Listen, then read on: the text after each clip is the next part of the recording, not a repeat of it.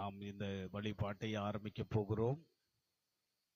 நமது ஆரம்பம் பிதா குமாரன் பரிசுத்த ஆவியாகிய திரேக நாமத்தில் உள்ளது. ஆமென். கண்களை மூடி ஆண்டவரை நோக்கி நாம் மன்றாடுவோம். மகிமையும் மாட்சிமை நிறைந்த கடவுளே, உம்முடைய மகிமையை மண்ணுலகம் வாழ்விலே, மனிதருடைய வாழ்விலே இந்த மகிமையே நீர் ஆண்டவரை இணைத்து ஆசீர்வதித்து உம்முடைய பிள்ளைகளாக நாங்களும் சொந்தமாக்கிக் கொள்வதற்கு தேவன் கொடுத்த ஆண்டவரை தூய இரத்தத்தின் மூலமாய் சரீரத்தின் வழியாய் நாங்கள் பெற்றுக்கொண்டு வாழ்ந்து கொண்டிருக்கிறோம். இந்த அன்பை தந்தமைக்காக நன்றி சொல்லுகிறோம். அப்படிப்பட்ட இந்த காலை வேளையிலே சிலுவை என்கிற தியானத்தின் வழியாக பரிசுத்த ஆண்டவரே நாட்கள் இந்த புதன்கிழமையின் உம்மை ஆராதிக்கவும் ஆயத்தப்படவும் தந்தமைக்காக நன்றி சொல்கிறோம். சுவாமி நல்லவரே, வல்லவரே, வாழ்வு கொடுப்பவரே, உங்களுடைய வாழ்விலே இருப்பவரே, உங்களுடைய வாழ்விலே உங்களுடைய பிரசன்னத்தினாலே எங்களை ஆண்டவரை அரவணைத்து ஆசீர்வதித்து வருகிறவரே, நன்றியோடு நினைக்கிறோம். சுவாமி கடந்த ஆண்டவரே நாட்கள் வழியாக, இந்த ஒரு சந்தியின் நாட்கள் வழியாக நீர் கொடுத்த ஆராதனைகளுக்கெல்லாம் நன்றி சொல்கிறோம். இந்த காலை வேளை கடைசி டிவோஷனாக கர்த்தர் எங்களுக்கு தந்தமைக்காக நன்றி சொல்லுகிறோம். கர்த்தருடைய ஆசீர்வாதத்தினாலே இந்த நாள் வரையும் எங்களோடு காத்திருக்கிறீர், வழிநடத்திருக்கிறீர். இந்த அபிஷேகத்தின் நாளாக நாங்களும் ஆண்டவரை கொண்டாடி உடைய வார்த்தை வசனத்தை கேட்பதற்கு ஆயத்தப்படுகிறோம். நீர் வழிநடத்தி ஆசீர்வதிங்க. இந்த வழிபாடு 6 முதல் முடிவரை உடைய தெய்வீக பிரசன்னத்தினாலே வழிநடத்த வேண்டும் என்று இயேசுவின் நாமத்தினாலே வேண்டிக் கொள்கிறோம் கர்த்தாவே, ஆமென்.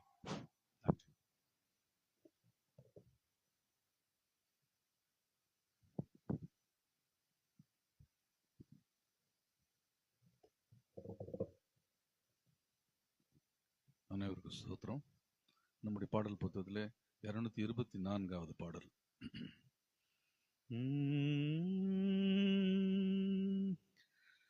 ஐயா நேரன்று அன்ன காய்வாவின் வீட்டில் நையவே பட்ட பாடு ஏசையாவே. ஐயா நேரன்று அன்ன காய்பாவின் வீட்டில் நையவே பட்ட பாடு ஏசையாவே. கைகள் கட்டப்பட்டதோ, கால்கள் தள்ளாடினதோ, கயவர்கள் தூஷித்தாரோ ஏசையாவே. கைகள் கட்டப்பட்டதோ, கால்கள் தள்ளாடினதோ, கயவர்கள் தூஷித்தாரோ ஏசையாவே.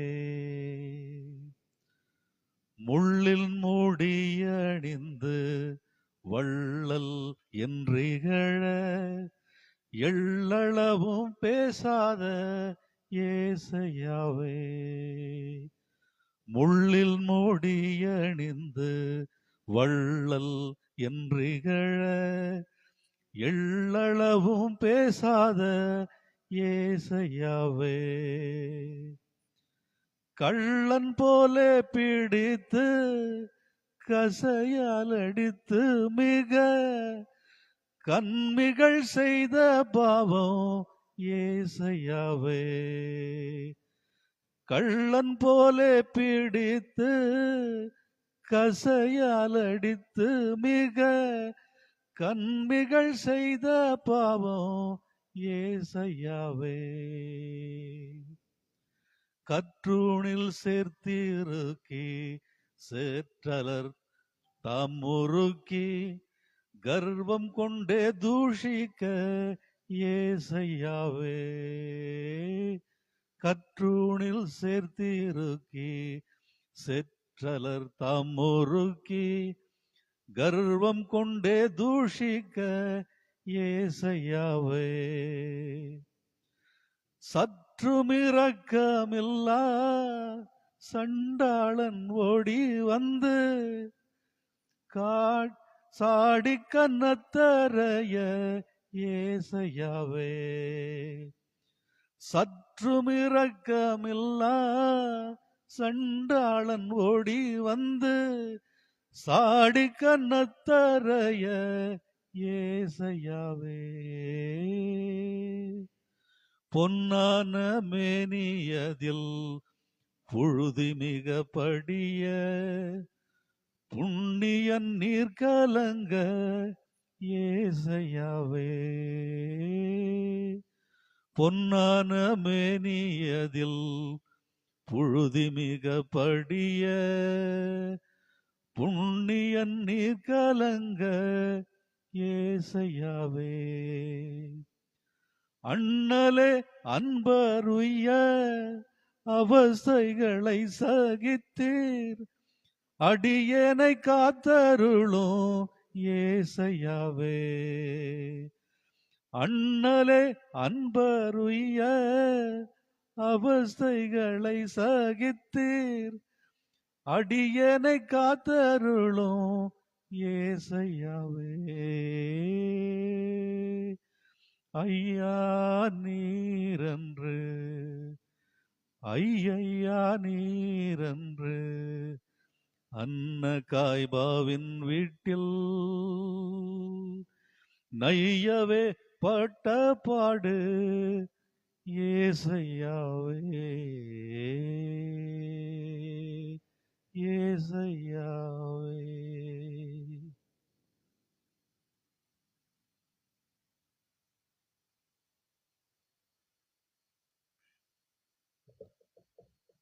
பிதாவாகிய கடவுளிடமிருந்தும் ஆண்டவராகிய இயேசு கிறிஸ்துவிடமிருந்தும் நமக்கு கிருபையும் சமாதானத்தின் தேவன் இந்த காலை வேளையிலே கர்த்தருடைய சமூகத்துக்கு முன்பாக கூடியிருக்கிற நம் அத்தனை பேருக்கும் காணொளி வழியாக பார்த்து கொண்டிருக்கிற உங்களுடைய வாழ்வுக்கும் இறைமைந்தன் இயேசுவின் அன்பினாலே இந்த லென்த் நாட்களில் கடவுள் நமக்கு கொடுத்திருக்கிற ஒவ்வொரு நாளில் காலை வேளை ஆராதனை வழியாக இந்த கடைசி நாள் ஆராதனை வழியாக உங்களோடு கடவுள் பேசின வார்த்தைக்கு முதலாவது நன்றி சொல்லுகிறோம்.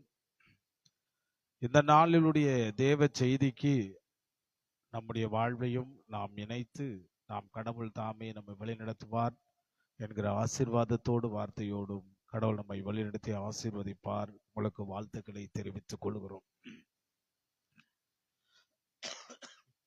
இந்த நாளுடைய தியான பகுதியின் தலைப்பு அபிஷேகத்தின் நாள் என்று சொல்லப்படுகிறது.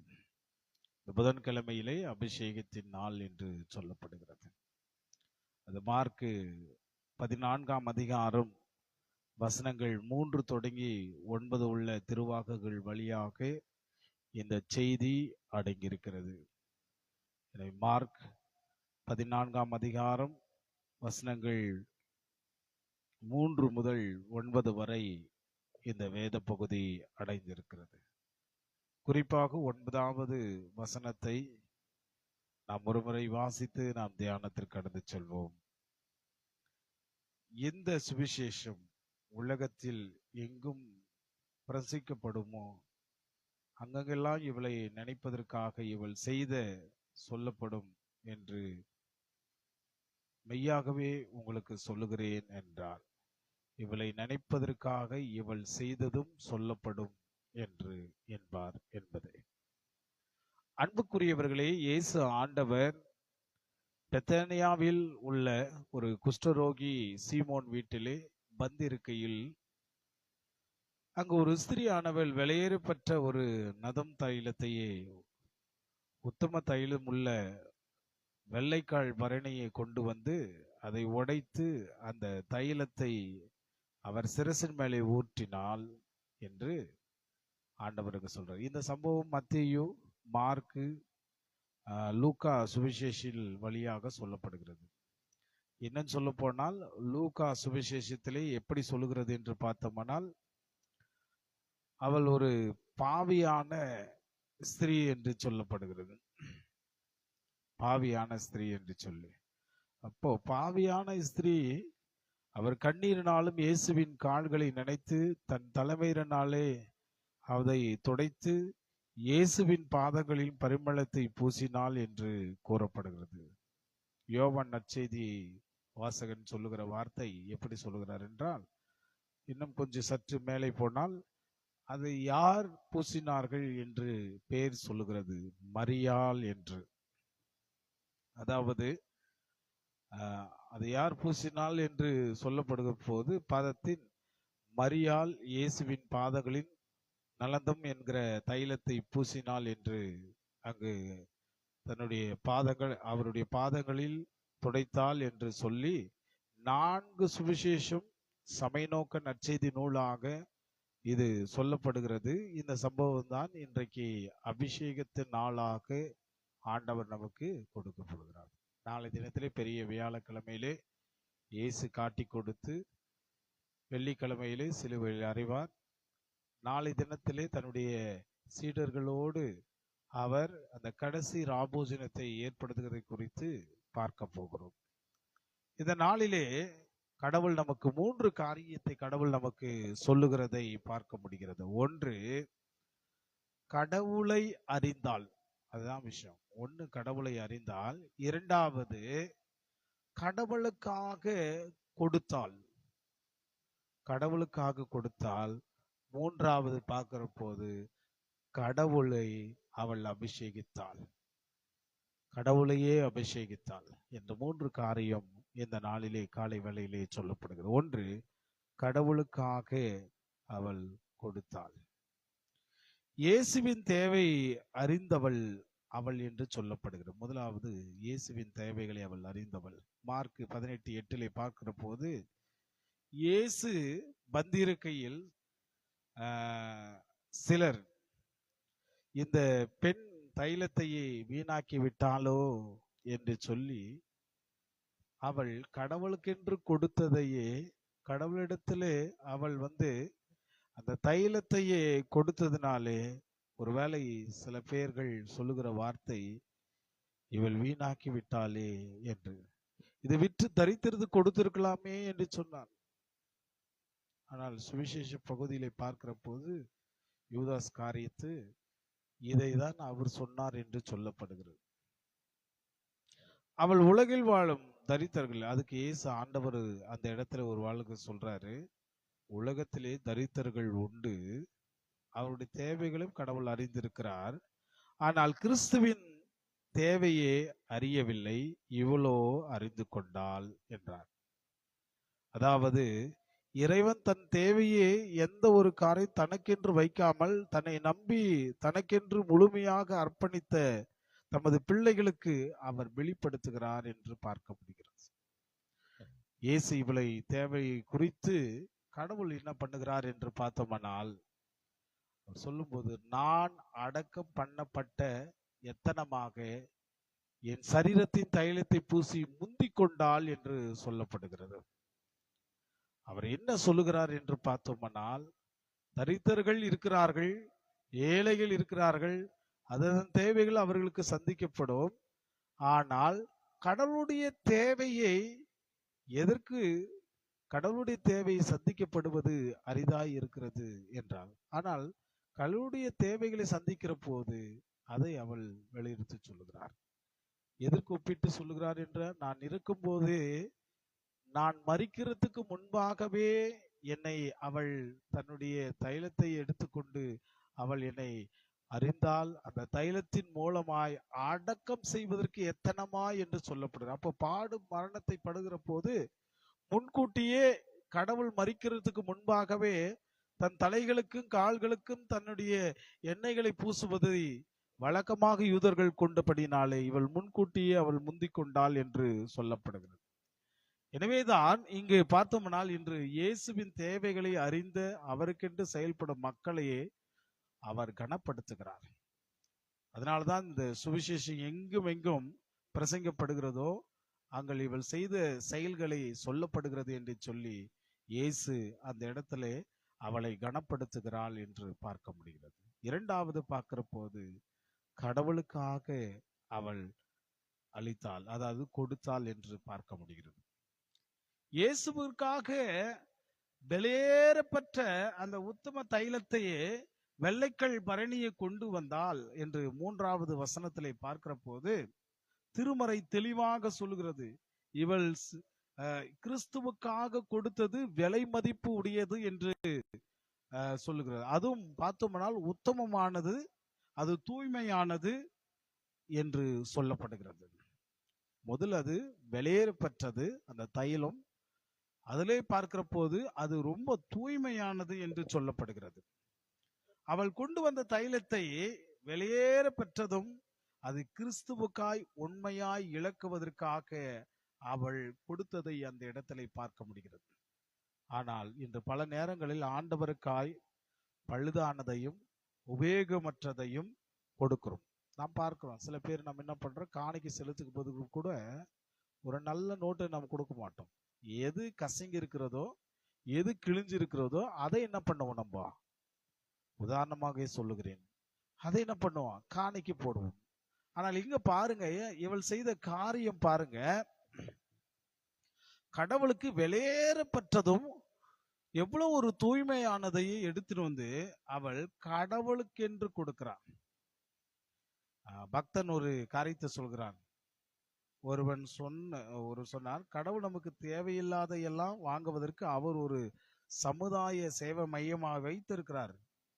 அவர் நம்மிடம் எதிர்பார்ப்பது எல்லாம் நல்லவைகளை மாத்திரம் மட்டும்தான். புரியுதுங்களா? நல்லவைகளை மாத்திரம் மட்டும்தான் கடவுள் எதிர்பார்க்கிறார். அது உபயோகமற்றதவாய் இருக்கிற காரியம் எல்லாம் கடவுள் இடத்துல எதிர்பார்க்க முடியாது. அதான் கடவுளுக்கு படைக்கிற பொருள் கூட நல்லதையும் பார்க்கிறார். அதனாலதான் காயின் ஆபேல் கடவுளுக்கு படைக்கிறார்கள். ஆனால் எப்படி படைக்கிறார்கள்? காயினுடைய படைப்பு எப்படி இருக்கிறது? கடவுளுக்கு முன்பாக படைத்த அந்த படைகள் எப்படி இருக்கிறது? உபயோகமற்றதாய் இருந்தது. ஆனால் ஆபேலோ படைத்ததோ நல்லவை, அது கடவுளுக்கு ஏற்றதாய் இருக்கிறது என்று ஆண்டவர் சொல்லுகிறார். அப்போ இவளுடைய காரியம் உத்தமமானது. இவள் கிறிஸ்துவுக்காய் கொண்டு வந்த தைலம் உத்தமமானது, அது தூய்மையானது. அது தூய்மையாய் இருக்கிற போது அவருடைய உள்ளம் அந்த இடத்துல தூய்மையாய் இருக்கிற நிலையில் இருக்கிற போது அவருடைய உள்ளமும் தூய்மையாய் இருந்தது. அந்த காணிக்கும் இறைவனுக்கு பிரியமாய் இருந்தது என்று சொல்லப்படுது.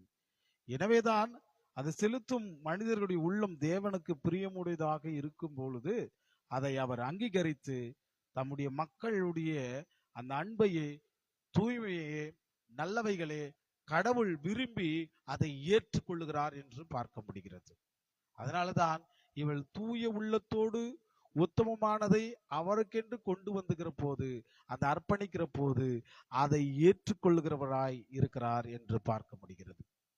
அது மாத்திரமல்ல, அந்த இடத்துல பார்க்கிற போது, மூன்றாவது பார்க்கிற போது அவர் கடவுளுக்கென்று கொடுத்ததையே மூன்றாவது பார்க்கிற போது அது எப்படி மாறுகிறது என்று பானால், அவள் அபிஷேகித்தாள் என்ற வார்த்தை மாறுகிறது. வசனம் 3b பாட்டிலே பார்க்கிறது, அதை உடைத்து தைலத்தையே அவர் சிரசின் மேலே ஊற்றுகிறார். அதான் விஷயம்.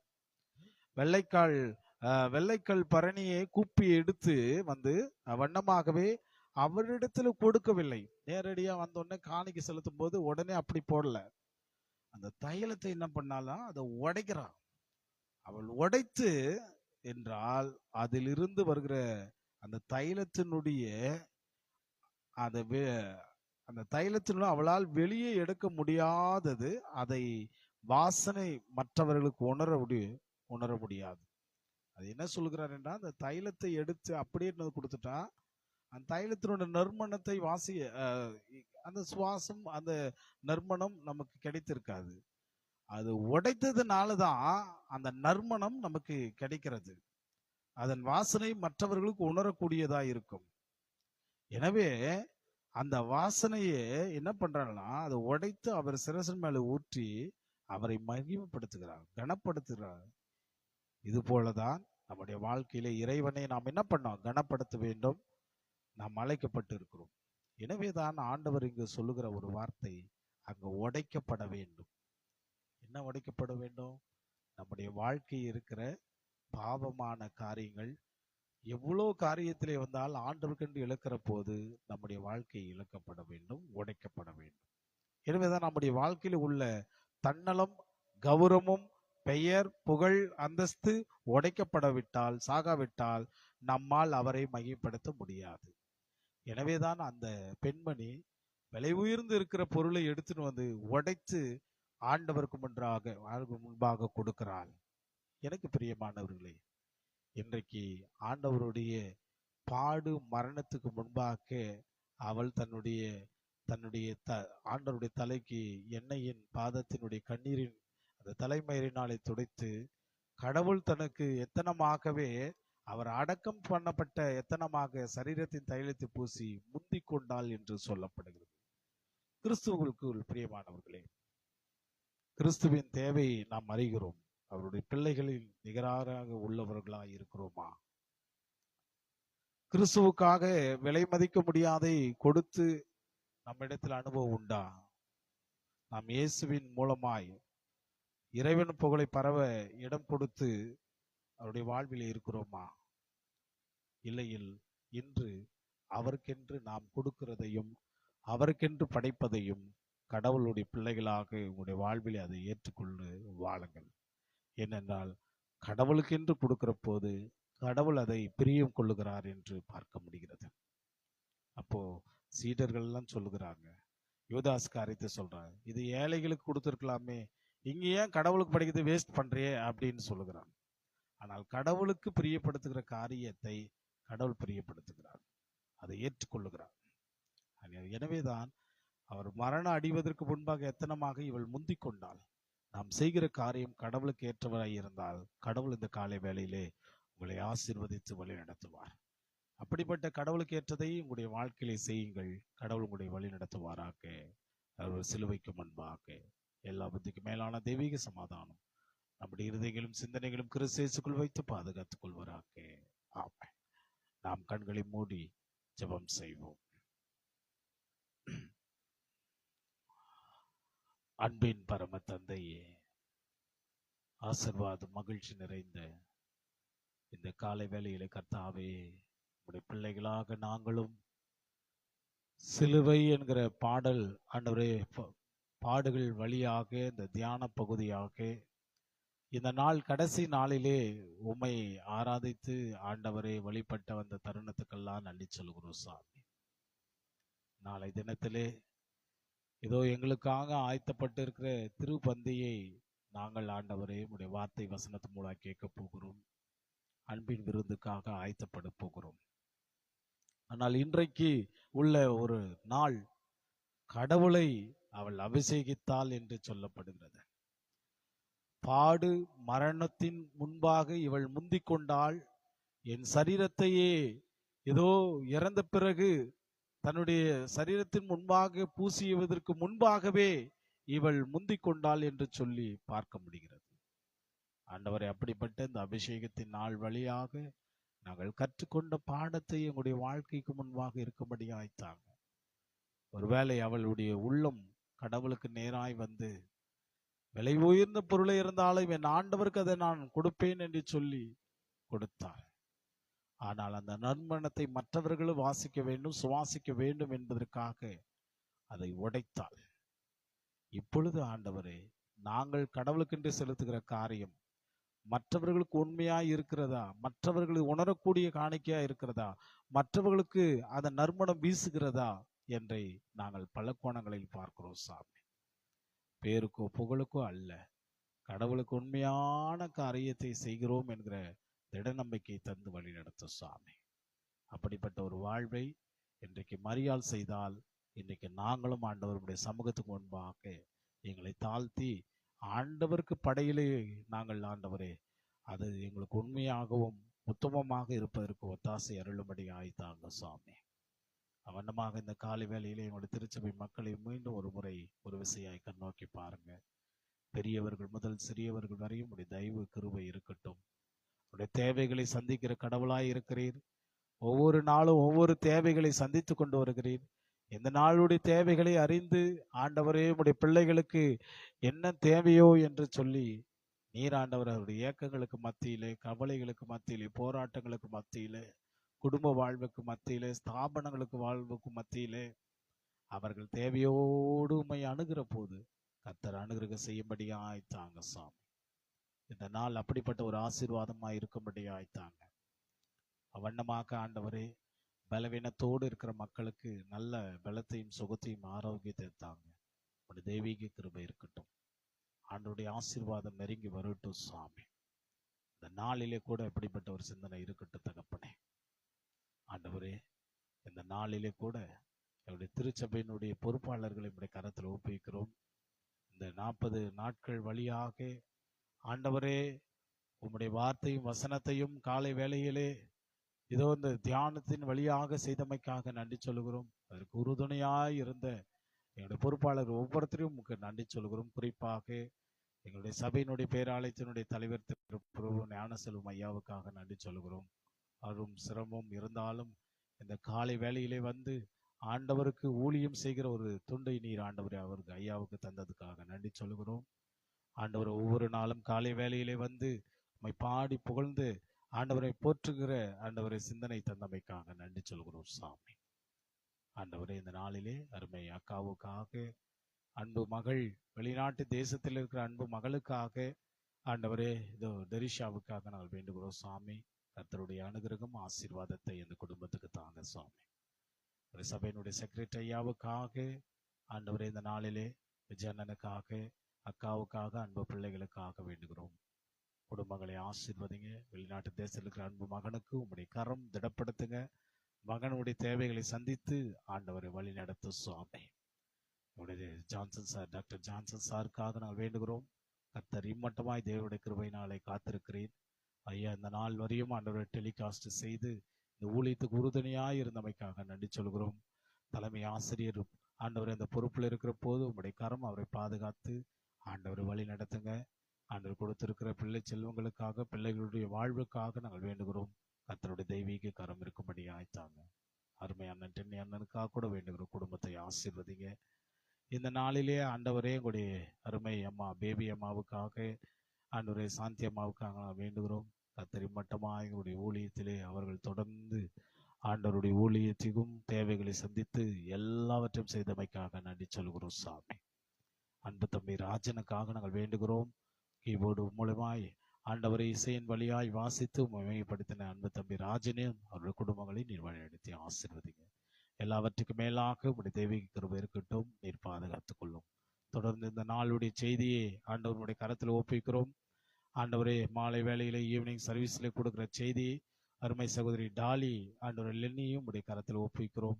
அவர்கள் செய்தியின் வழியாக இந்த நாளுடைய ஆராதனையையும் உடைய பொறுப்பாதத்தில் ஒப்புவிக்கிறோம். நீ வழிநடத்தி ஆசீர்வதிக்க வேண்டும் என்று இயேசுவின் நாமத்தினால் வேண்டிக் கொள்கிற கர்த்தாவே, ஆமென். அருமை ஆண்டவர் ஆகிய இயேசு கிறிஸ்துவின் கிருபையும் கடவுளுடைய அன்பும் பரிசுத்த ஆவியினுடைய நினைக்கவும் உடைய வாழ்வோடும் பிழைப்போடும் இந்த நாள் முழுவதுமாய் கர்த்தர் உங்களை வழிநடத்துவார் என்ற நம்பிக்கையோடும் கர்த்தர் உங்களை ஆசீர்வதித்து வழிநடத்துவாராக. ஆமென். என் ஆத்துமாவே கர்த்தரை சோஸ்திரி, என் முழுவதுமே பரிசுத்த நாமத்தை சோஸ்திரி. என் ஆத்துமாவே கர்த்தரை சோஸ்திரி, அவர் செய்த சகல உபகாரங்களையும் மறவாதே. ஆமென். நன்றி. தேங்க்யூ.